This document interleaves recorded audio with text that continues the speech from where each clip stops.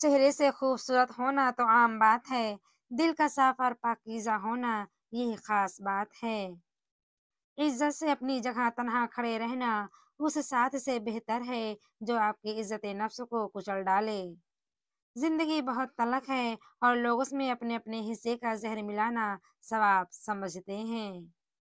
ज़िंदगी में सब लोग रिश्तेदार या दोस्त बनकर नहीं आते, कुछ लोग सबक बनकर भी आते हैं।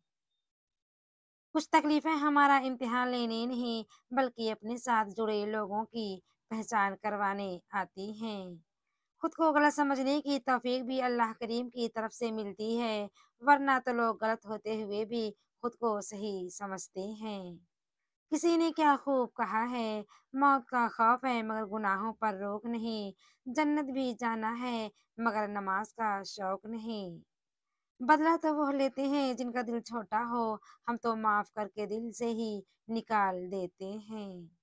हमारा हर दिन एक सबक लेकर आता है और हर शाम एक तजुर्बा देकर ढलती है।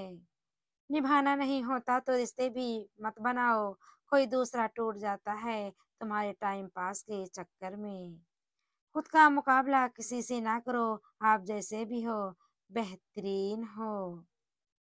कामयाब जिंदगी के 3 राज: कुरान मजीद, दरूद शरीफ और नमाज।